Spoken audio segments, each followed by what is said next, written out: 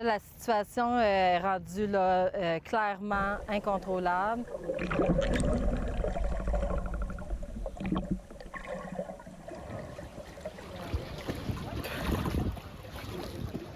Nous, on plongeait davantage pour caractériser la situation.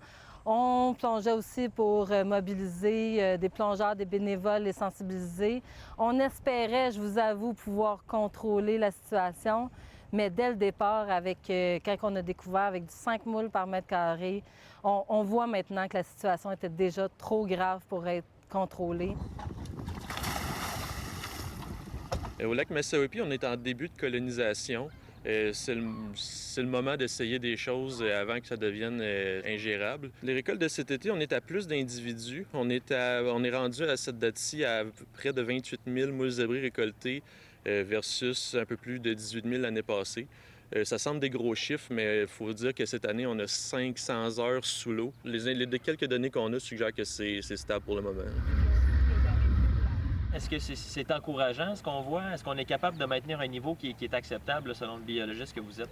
La moule zébrée en elle-même est extrêmement inquiétante. C'est pour ça qu'on a monté une grosse réponse.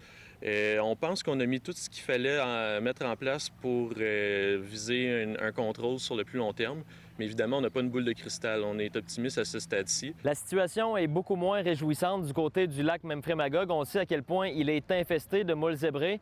Eh bien, cet été, les plongeurs ne plongent pas ici, mais Memphremagog Conservation continue de trouver d'autres moyens de sensibiliser à la problématique.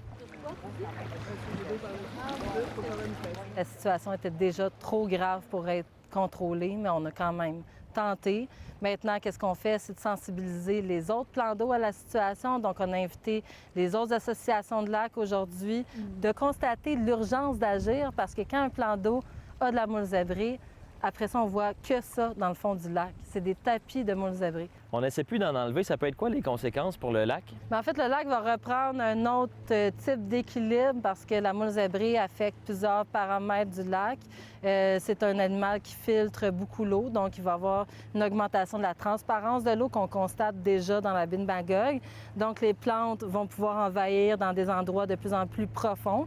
Aussi, la moule zébrée peut boucher des frayères à poissons, par exemple des frayères à Touladi. Il y a plus de 175 000 personnes qui s'alimentent de l'eau potable du lac Memphremagog. Donc, il va falloir nettoyer les installations. Ça, c'est des coûts très importants. Et finalement, il y a des coûts aussi sociaux. Les plages, de plus en plus, il va y avoir des coquilles de moules zébrées. C'est pas pour rien qu'on demande aux gens de laver leur embarcation. C'est la seule façon d'éviter que la moule zébrée rentre dans un plan d'eau ou d'autres espèces exotiques envahissantes.